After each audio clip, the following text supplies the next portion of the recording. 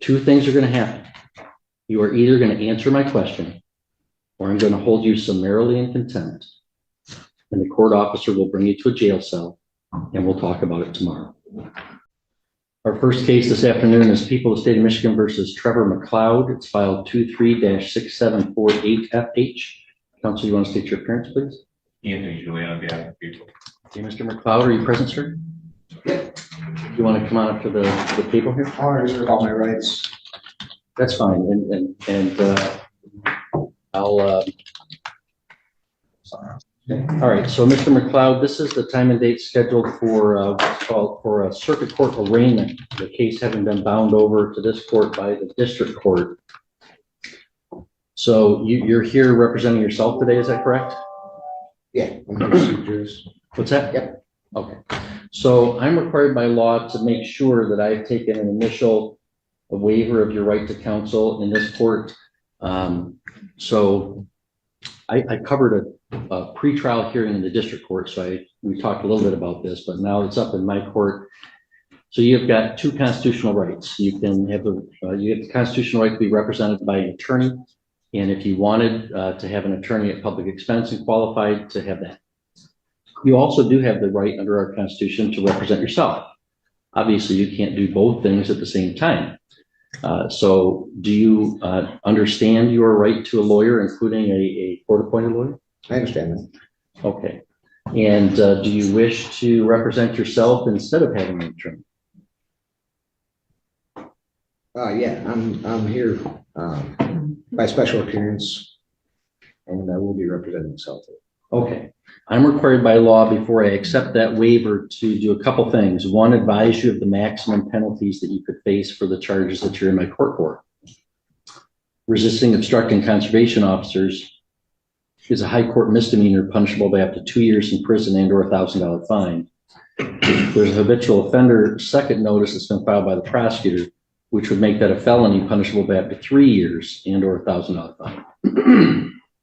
And marine safety operating while intoxicated is a misdemeanor punishable by up to 93 days and or a $100 to $500 fine. Do you understand the maximum penalty for the charges against you? Well, I don't even really understand why I'm here, honestly. Well, okay. Well, that's fine. Do you understand the maximum penalty that I just explained to you? No. Hold on. I can't let you represent yourself until I establish a couple things. Well, I need to establish a couple things too, honestly. Hold on. Well, I can't let you represent yourself until I establish a couple things, or I'm going to be in trouble. Okay. Do you understand that the maximum penalty that you could face for the charges that you're here for is up to 3 years in prison and or a $1,000 fine? I don't understand the nature and cause of the action against me. So what is it that you don't understand? Do you not understand how long 3 years is, or how much the fine is that I've articulated? Can you tell me what it is you don't understand? I don't understand the nature and cause of the action against me because we don't establish jurisdiction. That's not what I'm asking you right now. Well, I'll let you place whatever objections you want on the record, Mr. McLeod. I promise you that. Okay. Can we just go one step at a time? Is that okay? Sure. Okay. So one step at a time, I need to establish that you're exercising your constitutional right to represent yourself validly. So for me to do that, somebody might decide they want to do that and they really don't understand what's at stake. So I have to establish on the record that you do understand what's at stake. Well, I think you have to establish on the record first that you can have jurisdiction. That's been questioned. It was questioned in preliminary hearing. It was never addressed. I'll address that today. Well, it has to be addressed before anything can move forward, obviously. Okay, so you want me to explain to you why I have jurisdiction? Yes. Okay, let's do that first. Jurisdiction it's under. Sure. Okay. This court has subject matter jurisdiction over crimes punishable by more than a year as the court of general jurisdiction under the Michigan Constitution of 1963. The people voted to ratify that Constitution. That is the underlying law of our sovereign state of Michigan. Okay, so is that a jurisdiction under criminal? Or is it military? Yeah, it's a criminal charge against you, and I have jurisdiction over that. Okay, so the Constitution of the United States only grants you two criminal jurisdictions. One's common law, and one is military tribunal venue under Article 1, Section 8, Clause 17 of the Constitution. Which of these two criminal jurisdictions is that? You're not in federal court. It's not a federal crime you've been charged with. You've been charged with violating the law of the state of Michigan. And hey, what's going on over there? What are you doing, sir? I'm trying to make sure that this is going live. It's not happening. There's something messed up with your film and I'm trying to straighten it out. I was just checking to see if it was recording or not. Sit down, sit down. You're disrupting my courtroom. Sorry, sir. It's live. Any more disruptions, I'm gonna ask you to leave. So common law. Cloud, you're in a state court. You're charged with violating a law of the state of Michigan. Is that a statutory jurisdiction? What is it? Yeah, it's a statute. And, Okay, so- and this court is duly authorized under Article 6 of the Michigan Constitution. So that's my jurisdiction. Okay. So now I need to make sure that you're establishing your right to represent yourself. So do you understand the maximum penalty that you could face if you're convicted as charged? 3 years in prison or $1,000 fine. Well, I have another question because the statutory jurisdiction doesn't exist under the Constitution.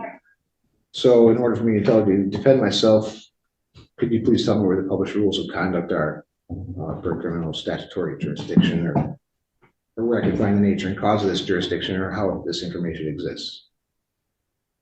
No, I don't even understand what you're asking. So you're saying this is a statutory jurisdiction under what? The statutes of Michigan, correct? Mr. McLeod, I've told you what my jurisdiction is. General The jurisdiction. people of the state of Michigan voted to convene a constitutional convention in 1961. Sure. There was a constitutional convention in 1961 and 1962. They proposed a state constitution. The voters of the state of Michigan ratified that in 1963. Article 6 establishes the judicial power. And the circuit court is a court under that judicial power of Article 6 of the state constitution. The legislative power is exercised by the House of Representatives and the state Senate. They have passed statutes that the governor has signed. The prosecutor's office is alleging that you have violated those statutes. And so you're here in my court. I have subject matter jurisdiction over those crimes. I have personal jurisdiction over you because you've been alleged to have committed them in our county. That's my jurisdiction. So Mr. McLeod, you want to represent yourself? Do you understand the maximum penalty that you could face of 3 years in prison and or $1,000 fine? One second. I can see why his attorney would Drew. Oh, shit. Hang on, someone in the prosecutor's office is not muted. I'm going to remove you from the meeting at this time. Oh, Prosecutor's office is generally allowed to attend to observe. They've participated. I'm removing them from the hearing.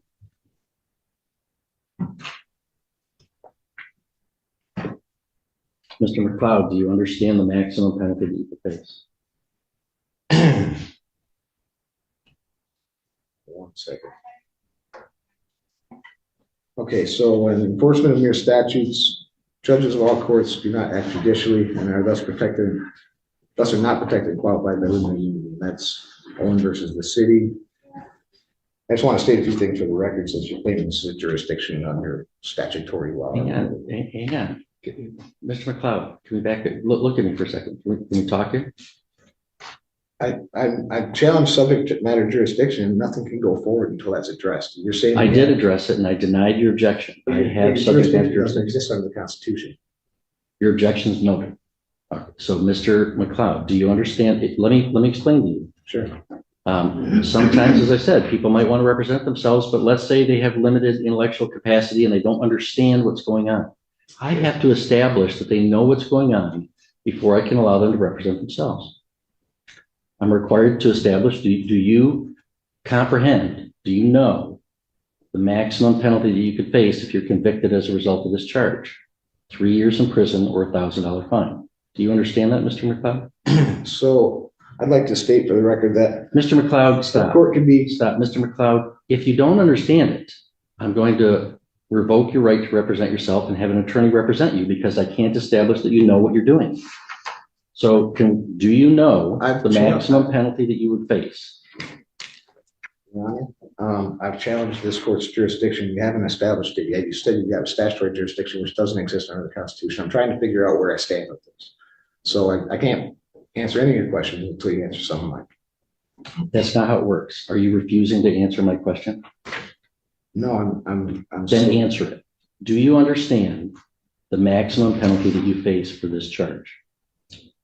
So judges who become involved in enforcement of Mr. your McLeod, statutes. I have act other as matters, clerk Mr. of some McLeod. involved agency. What's that? You know, I understand you want to object to things, and you're going to be allowed to object to things, okay? Sure. But we have to do things one step at a time. And I do have other cases today.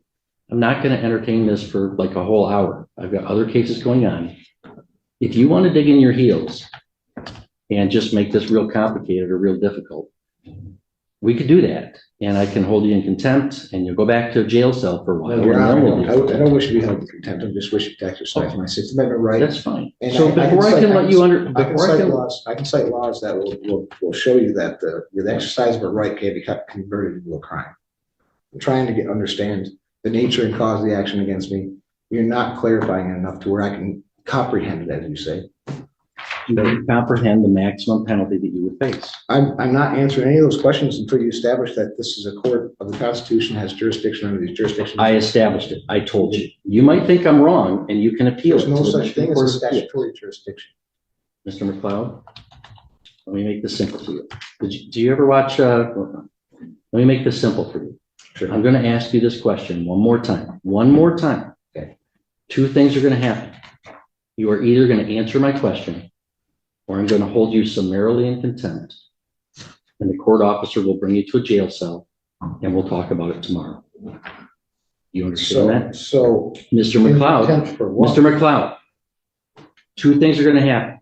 You're going to answer my question, or you're going to jail for summary contempt for not complying with the court's request. Do you, Mr. McLeod, understand that the maximum penalty for the charge against you is 3 years in prison and or $1,000 fine? I don't understand the charges. All right, Mr. I don't McLeod is in accept the contempt of charges. court taken into custody. Really? That's it. Protecting my rights is what you said last time. Sorry. Fucking Joe. This isn't true. You guys You'll are have to follow following unconstitutional You're following orders. unlawful orders. It's not Not a constitutional at all. thing. Mr. McLeod's in contempt. He's sentenced to 1 day.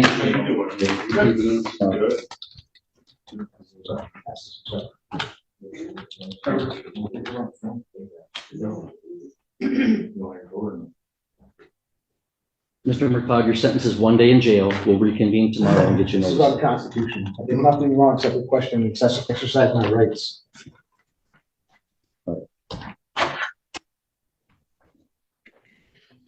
Mr. Mathis and Mr. White.